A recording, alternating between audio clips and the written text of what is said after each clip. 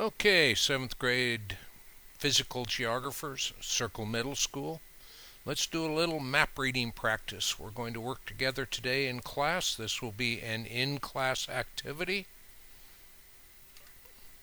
So let's turn to page 38 in your blue geography handbook. Page number 38. And we will analyze, means to study and make sense of.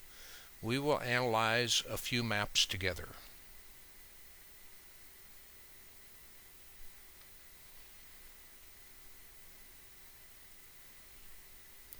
So, let's start with this map. This is the map that's in your handbook, but you can't see it very well. It didn't copy very well, so maybe it's bigger up here on the screen. So let's start first. What is the title of this map? What is the title of this map? If you would write that in the space there, we'll check your answer in a minute.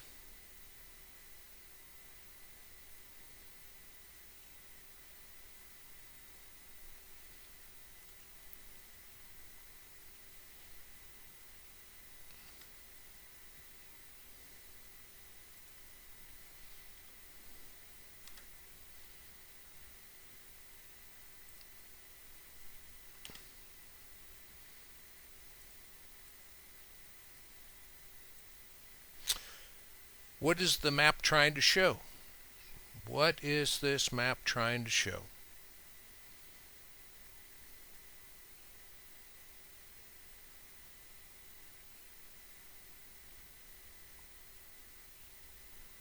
If you would write that in the space there.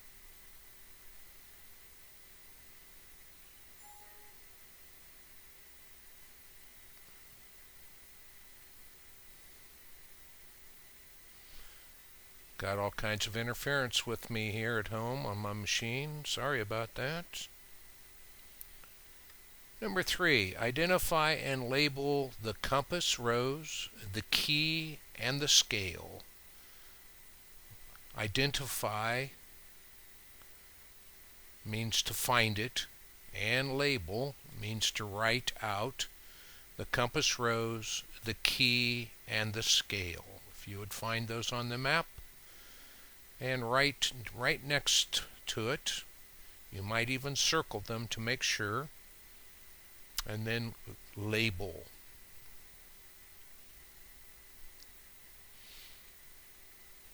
So let's check your answers. The title of this map, right here, Atlanta region. This is the Atlanta, Georgia area. The incidence is a word that we can use for the number of, the incidence of cancer over a number of toxin. Toxin is a word that means poison. Number of toxin producing firms, businesses, per census tract. So this compares, what is this map trying to show? This map is trying to show the number of cases of cancer per area that have toxin producing firms. The scale, if I can make my mouse work here. There, I found it. Here's the scale. Here's the key. Not very good with this mouse yet. And here is the compass rose. So if you mark those in that area, you are right. The darkly shaded segments of the map indicate what? So if we go down here to the key, we have 3 darkly shaded areas. This is the number of toxin producing firms. 0 means that there are no toxin producing firms. And you can see that there's a lot of gray area on that map. Sorry about that.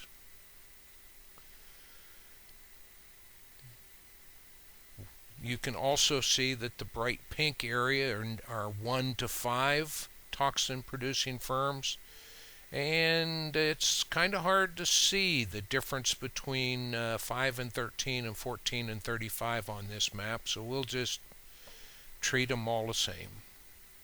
So the darkly shaded segments of the map indicate the number of toxin-producing firms. The dots on the map indicate what, and if we look down here at the key, the homes of cancer victims are red. So each one of these red dots is the home of a cancer victim. You can see that in the gray areas all around the Atlanta area, there are no red dots in any of the gray areas. What do you think that means?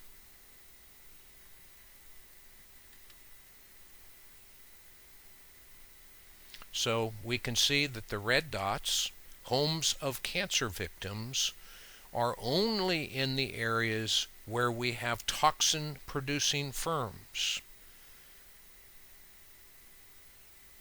So after analyzing the map, it appears that the cancer in the Atlanta region is directly associated, tied to areas where there are toxin-producing firms.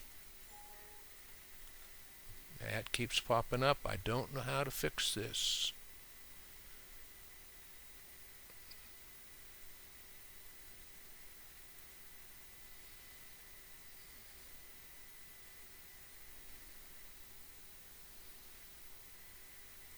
Sorry, guys. Measure the distance from the northernmost border straight down to the southern border. So the northernmost border is here, and we want to measure the distance between here down to here, hopefully in a straight line.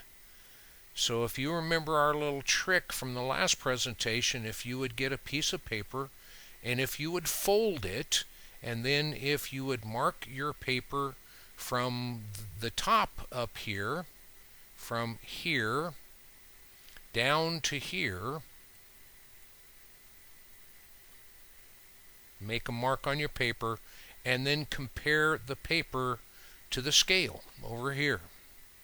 And you should be able to accurately measure the distance from the northernmost border straight down to the southern border.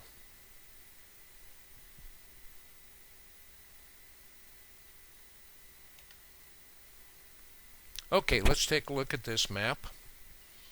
The topic of the map, again, you need to find the title of the map. The title of the map is up here at the top. The number of persons of French Canadian ancestry per 1,000 population. So this is the number of people right here per 1,000 population in each one of the counties in the United States. If it's gray, there are fewer than 5 people of French Canadian ancestry. Ancestry means that those are your greats, your great-greats, your great-great-great that came from the area of French-speaking Canada. The area of French-speaking Canada, if I can find my mouse, would be in this area right here.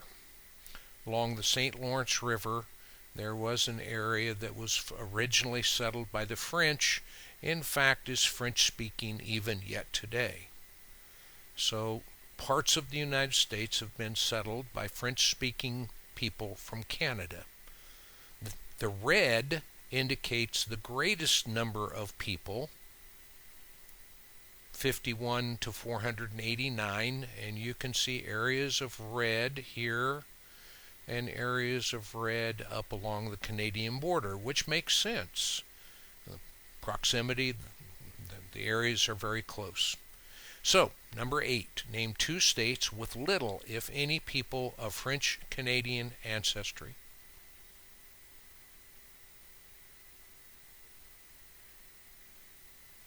And you can see that there are areas right here. This is Ohio, this is West Virginia, this is Virginia, this is North Carolina, that have hardly any. Pennsylvania having hardly any. New Jersey, Delaware, Iowa, areas that have hardly any French Canadian ancestry.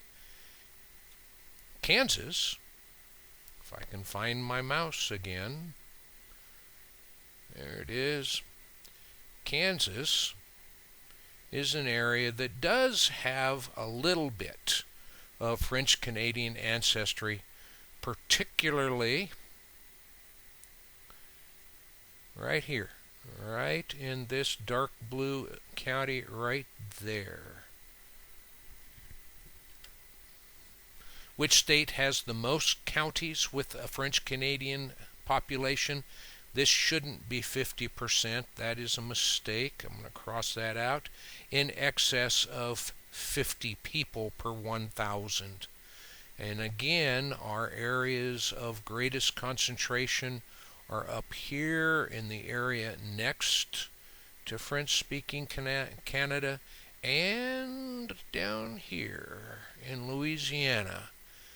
Actually, if you count up the number of counties, it appears that Louisiana is the winner. It has more people of French Canadian ancestry than these states above here: Maine, Vermont, New Hampshire, Massachusetts, Connecticut.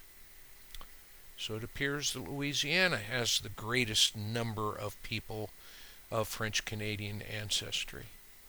Name the county in Kansas, and I know that you don't know very many counties in Kansas, so this is the county in question, and that's Cloud County, and again, that's not percent.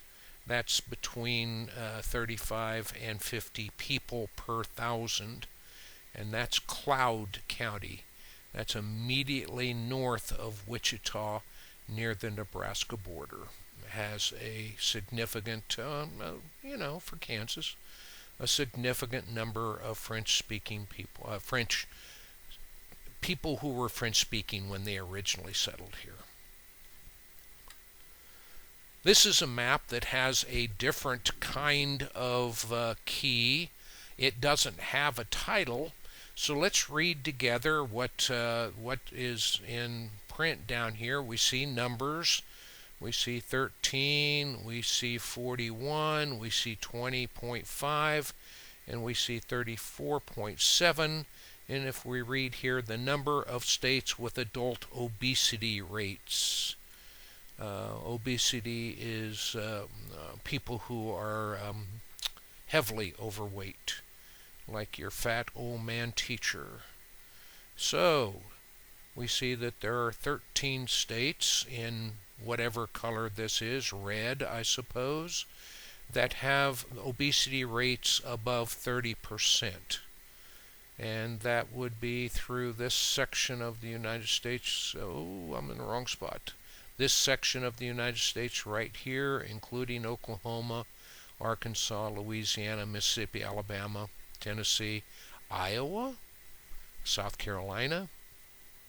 41, number of orange states, and that's the number of states with adult obesity rates of at least 25%, and that includes Kansas, our home state here, and so at least 25%. The yellow states, which are headquartered either over here in the mountain states or over here in the area around the Hudson River, New York, Vermont, Massachusetts, New Jersey, with the lowest rate of adult obesity. And of course, if we read the key here, Colorado has the lowest rate of adult obesity, which is 20.5%. Louisiana also had our largest number of French Canadian people who have French Canadian ancestors. Louisiana also has the distinction of having the highest rate of adult obesity, a rather large percentage of the population of Louisiana, 34.7%.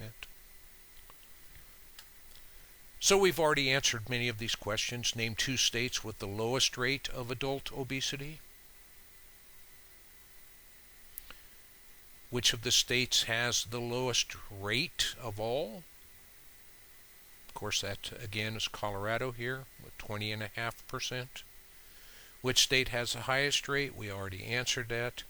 Louisiana with 34.7. And what do you think the rate is in Kansas?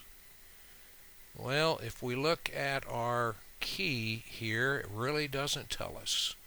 But it's below 30. If we were above 30, then we would be this color. So we are at least 25%, but not more than 30. So Kansas is 25, 26, 27, 28, 29%. Maybe 30. I don't know. I'd have to look it up. The map really doesn't tell us. This is a map of the 2012 United States presidential election. Let me find my mouse here. Here we go. All right. The key is right here. The percent of the Democratic vote in that election. Again, we have red states that are mostly not Democrat, and blue states or blue counties that are Democratic. And we can see by the map, if I can find my mouse again, that along the coast of the United States and then an arc through the middle of the southern states, that we have a blue area. Florida, around the Miami area, which is a very largely populated part of Florida. We also have an area here in the upper Midwestern states that include Michigan, Wisconsin, Minnesota, Iowa, Illinois.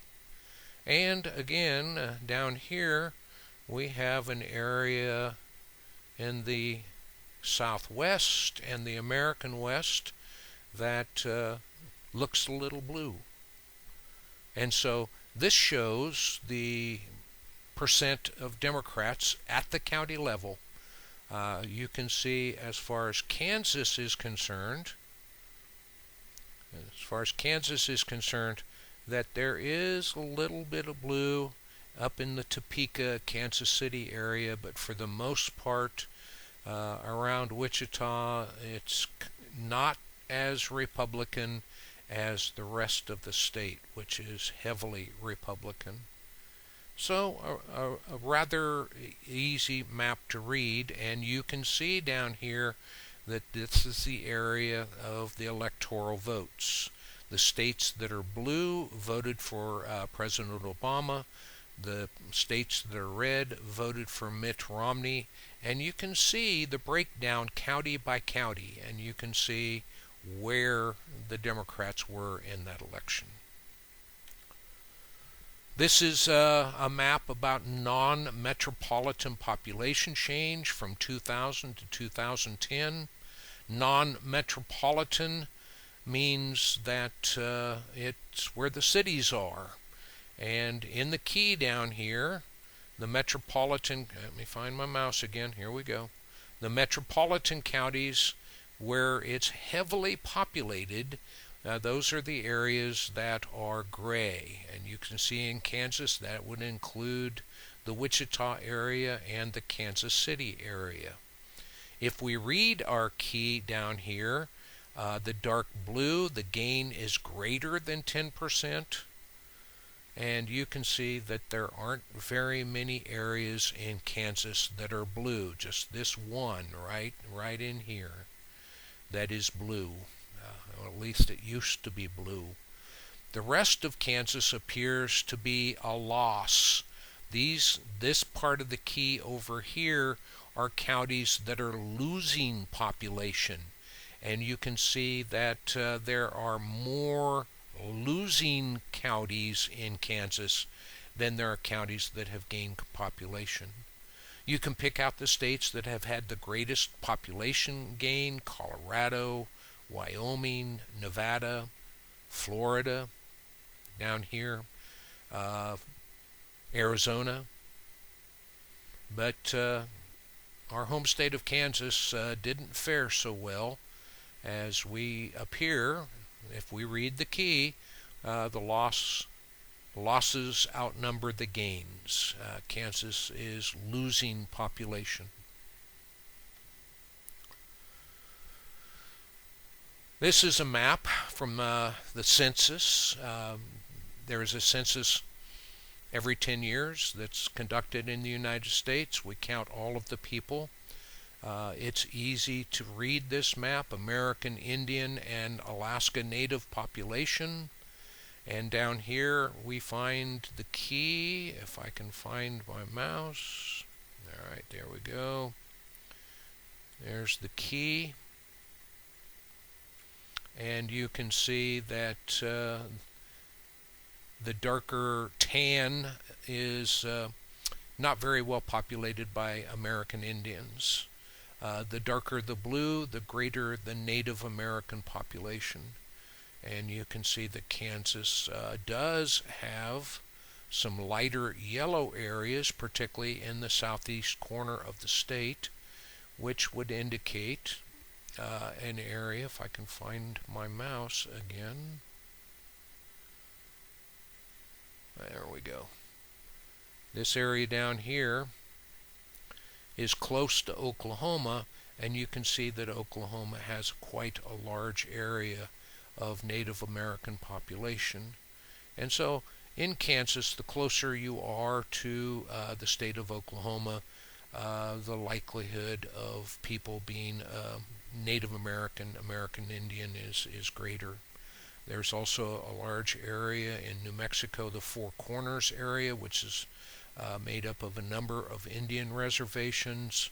And we also have South Dakota, a number of Indian reservations in the South Dakota, North Dakota, Montana, Wyoming area, where Indian reservations exist. So easy map to read. It stands out very clearly where Native American population live. As far as Alaska is concerned, you can see that Alaska is quite blue. Quite a heavy concentration of Native American population there, 50 to 90% Native American, and a great part of Alaska. This map, African American population.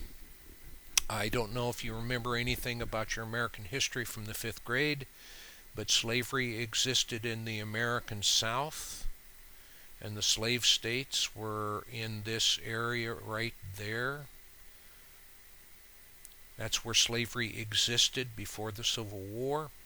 And you can see that historically, where slavery existed up until the time that the slaves were freed, during and after the Civil War, that the greatest concentration of African American population still exists in that area.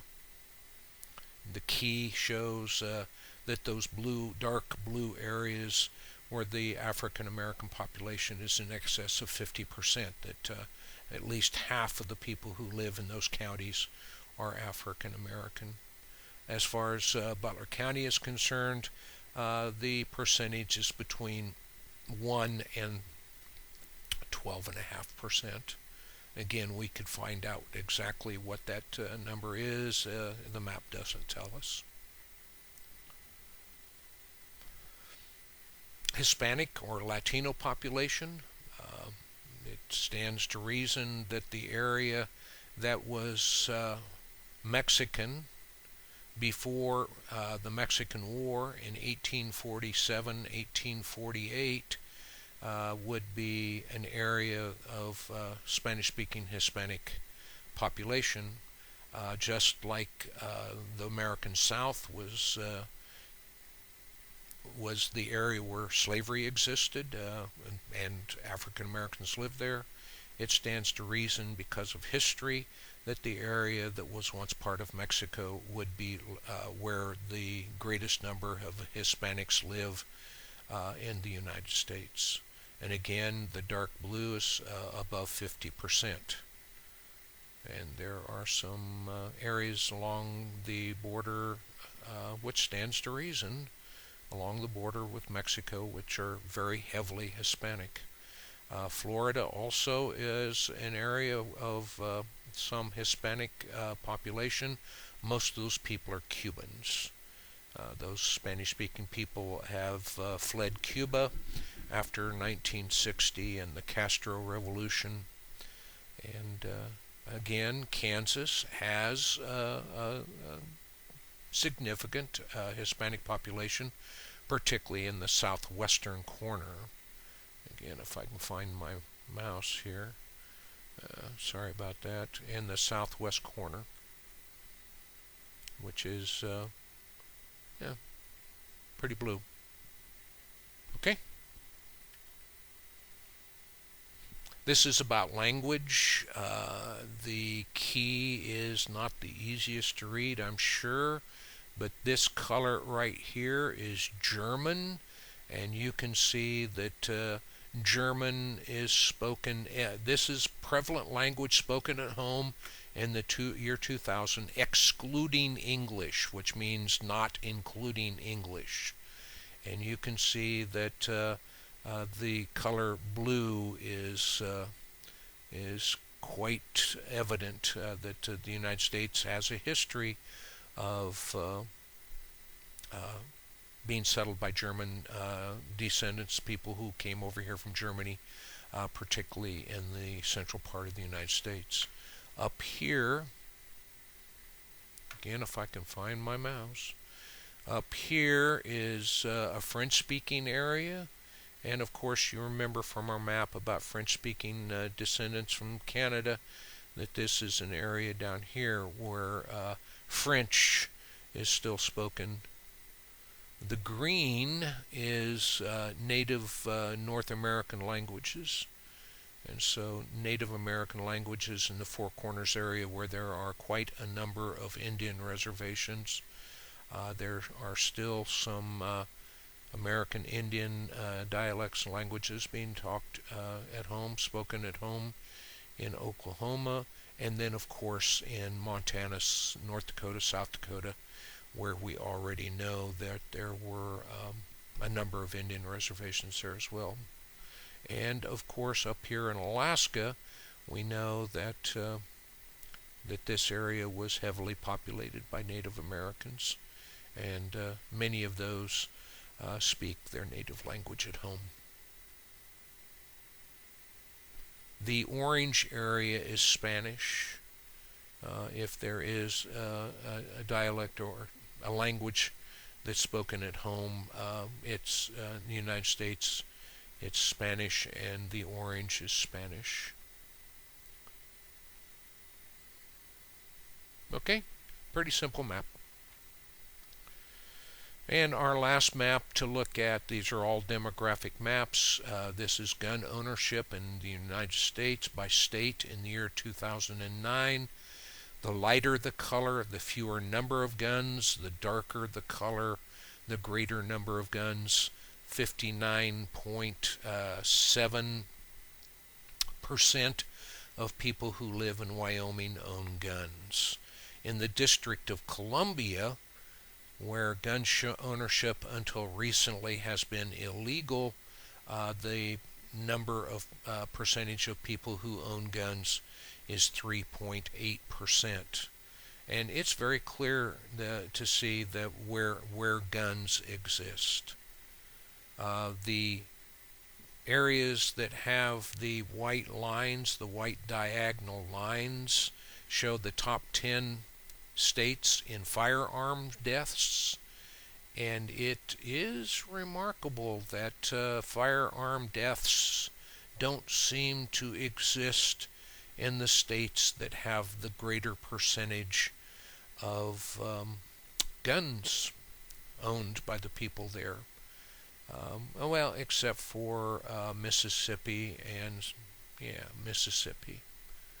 Um, the other states have a lighter shade, and particularly Illinois, where gun ownership is not very prevalent. Also, not very many guns owned in California, Arizona, Nevada, New Mexico, but it seems like there's a good number of firearm deaths there. Huh. Okay, guys, that's just a few maps, demographic maps that we went through, and that's the end of this presentation.